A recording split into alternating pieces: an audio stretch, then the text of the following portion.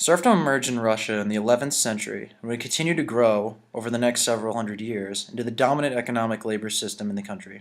It is believed that the practice originated in the Kievan Rus region of what is now Western Russia and Ukraine, and, up until the 13th century, remained very isolated to this region, due to the fact that feudal society was not a widespread institution in the rest of Russia at the time.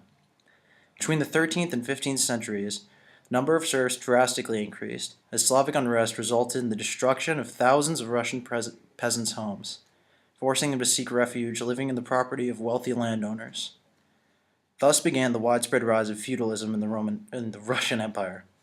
However, despite the fact that these serfs worked as unpaid laborers to their lords, they did possess the right to leave their lord's land freely for 2 weeks each year, a fact made into law with the passing of the 1497 Code of Law, after paying a particular fee, and had the ability to purchase their freedom by paying a fee known as the poziloi. In addition, in some cases, serfs were allowed to leave their master's land without payment as long as they issued an appropriate notice to the landowner. Unfortunately, as serfdom became more and more popular, the rights of these serfs gradually diminished. Specifically, in 1555, the amount of the poziloi was increased dramatically, making it nearly impossible for any average serf to buy their freedom. The horrid treatment of the serfs eventually culminated with the introduction of the Code of Law of 1649, passed under the rule of Tsar Alexei Milkovich. This law officially declared all Russian serfs to be the property of their lords, making it illegal for them to leave their estates and reducing to a status of complete slavery. Under this law, wealthy landowners were also given the power to sell, beat, and even kill their serfs with no consequence to them, which results in the suicides of thousands of laborers who felt utterly powerless in their terrible situation. These bleak conditions, unfortunately, would continue for hundreds of years in Russia. Peter the Great is considered arguably the most successful Tsar in Russian history. He made many positive reforms for Russia, yet the serfs felt none of these. When Peter was young, he toured around Europe to take in the culture and learn ways in which he could modernize Russia. Visiting cities such as Amsterdam and London, he learned about government, architecture, shipbuilding, and other fields. In 1698, he returned to Russia to implement these reforms. His goal was to westernize Russia, and in many ways he did. Peter implemented a beard tax, forcing noblemen to shave their beards unless they paid a tax to the Russian government. In addition, he sent Russians abroad in Europe to be educated, as well as importing European experts to help Russia modernize certain fields. Peter also abolished slavery in 1723, although serfdom still existed. Finally, Peter's crown jewel in modernizing Russia was building his great city, St. Petersburg. Peter's goal here was to create a modern city in Russia, and he did accomplish that. Peter also created armament factories, producing weapons such as bayonets and muskets. Yet the serfs did unfortunately not experience these reforms. These reforms needed monetary backing, and Peter refused to tax the noblemen, gentry, or clergy. This meant that the tax burden fell solely on the peasants. Since some of the peasants could not pay the taxes, many were forced into serfdom. It is ironic because although Peter did abolish slavery, serfs became pretty much slaves.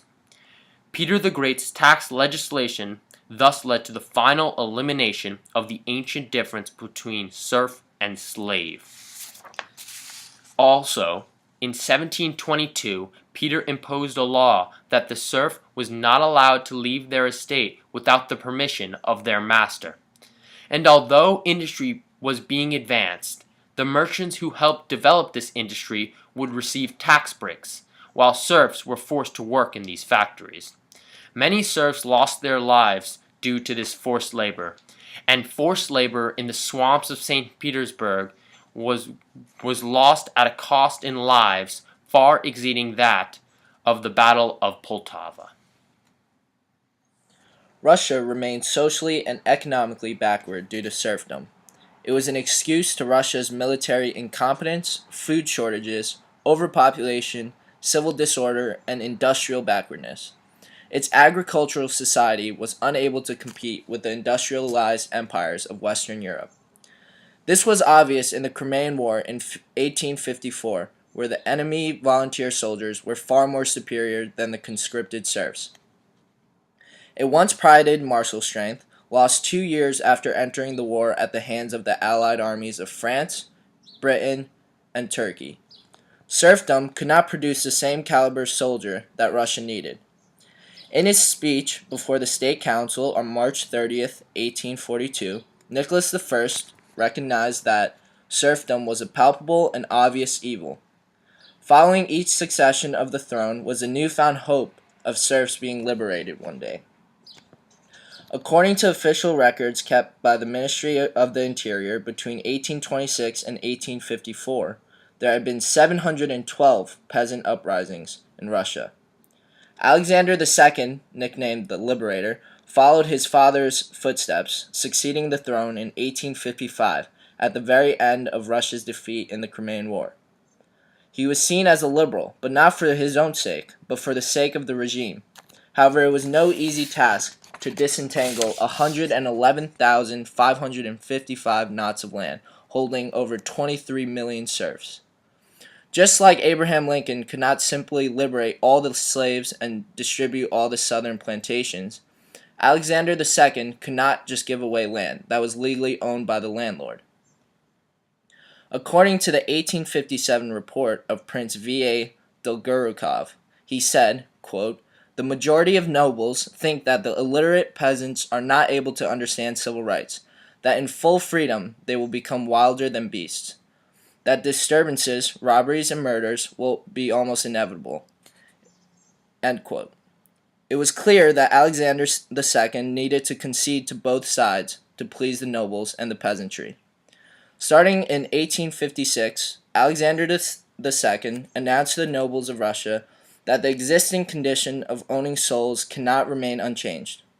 It is better to begin to destroy serfdom from above than to wait until the time when it begins to destroy itself from below. Over the next half-decade, thousands of officials drafted plans for the abolition of serfdom. Alexander even dispatched representatives to Germany to study its peasant emancipation. In 1861, the formally issued Imperial Proclamation, or Emancipation Manifesto, contained 22 separate measures with details filling 360 closely printed pages of large volume. Serfs were legally free from their landlords, with the right to own property, buy land from previous owners' estates, marry according to their choice, trade freely, sue in courts, and finally vote in local elections. In order to placate the nobles, landowners were given compensation for their property far above the market value. They also kept the best lands for themselves. Peasants had to deal with narrow strips of land that yielded few crops and little to no profit. Freed serfs were given 80% mortgage by the state bank and 20% by the landlords. This redemption tax often became a long life burden to pay back. Ex-serfs were forced to remain in the localities to prevent disruption. Local government was reorganized to the mir, or village commune, which dominated life in the countryside. The mir was responsible in the collection of taxes which freed serfs that were now liable to the taxes. Instead of being tied to the land now, peasants were tied to the village, so it may be argued that the standard of living was not improved. However, Russian economic growth ran at an average of 4.6% between 1860 through 1900, accelerating over the years. In February 1917, Tsar Nicholas II abdicated his throne due to pressure from the Russian masses, who were discontented because of the widespread suffering caused by Russia's involvement in World War I. As a provisional government was set up, the hero of the proletariat, Vladimir Lenin, planned his return from exile in Switzerland. 2 months later, in April 1917, Lenin returned to Russia, stirring up the masses by calling for a communist revolution, bringing about the final struggle and the end of history, a classless society described by Karl Marx. In October 1917, the provisional government was overthrown, and Lenin and the Bolsheviks took power, creating the Soviet Union, which would last for the next 74 years. The Soviet Union was created in the name of the proletariat, the urban industrial working class. However, where did the peasants, whom at the time made up 80% of the Russian population, find themselves in the communist system? To understand this, we must first look at Marx's view of the peasantry. Marxism is essentially a doctrine of the proletariat, not of the peasants. In fact, Karl Marx rejected the needs of the peasant class, who were just as poor and oppressed as the proletariat. He did not believe that the peasants were trustworthy enough to participate in any sort of political revolution. In fact, David Mitrany wrote in Communism and the Peasants that, as regards to political action, Marx also looked upon the peasants as merely the least stupid among the beasts of the farmyard, and therefore as quite incapable of any revolutionary action. He also called for large collectivized farms, worked by many peasant laborers, a policy which would be championed by Joseph Stalin. As equally as Marx distrusted the peasants distrusted Marxism. To them, it was too materialistic and way too revolutionary. The peasants were aware of the problems and oppression which they faced, but they were content to pay to have these problems fixed or to take political action legally through the government. This is exemplified by the fact that many other political movements sprung up in support of the peasants other than Marxism. Furthermore, the peasants did not desire a classless society. Rather, they wanted more land and a governmental system which was supportive of them. Despite the differing opinions of Marxists and peasants, in every instance of a communist takeover throughout history, it has always been in a nation with a large peasant population. This is due in part because of the fact that both groups are discontented with the current system and will join forces to overthrow the oppressive regime. It is for this reason that a communist takeover was allowed to happen in Russia, despite its high peasant population. In the long run, however, communism was just as oppressive, if not more, to the peasants as any government before it had been. After the failed revolt of 1905, Vladimir Lenin saw the importance of the peasant support for any communist revolution in the future. Therefore, he attempted to gain support through calling for the redistribution of land to the peasants in equal portions without payment of reparations. After coming to power in 1917, Lenin passed the Land Law to placate the peasants. The Land Law abolished all private property and hired labor. Furthermore, it redistributed land to the peasants based on the size of each family. The peasants would then farm the land given to them for the government and would be given manufactured goods in return.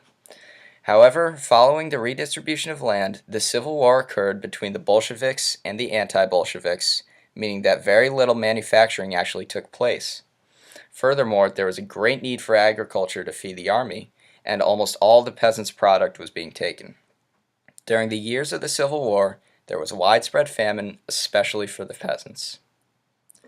Following the bloody Civil War, Lenin created the new economic policy in 1921 to get the country back on track. This was a limited return to capitalism in order to fix the economy. This benefited the peasants, however, as private trade was restored, the sale of surplus goods was allowed, and some small farms were built up.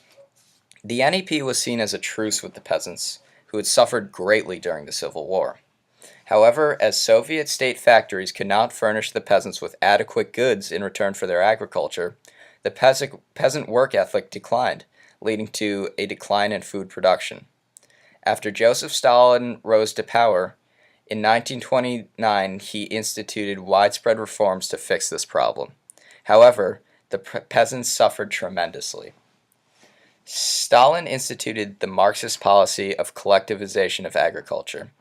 He forced peasants onto these large collective farms, uprooting many peasant families from their homes. Some were even deported to slave labor camps. Chamberlain, writer of The Ordeal of the Russian Peasantry, was very critical of Stalin's collectivization. He said, "Collective farming has meant, in practice, the restoration of a serf relationship between the state. And even a large infusion of modern machinery has not made serfdom an efficient system of production." He goes on to say that confronted with the crisis, Stalin in 1929 decided to eliminate the individual peasant proprietor from the Russian scene once and for all.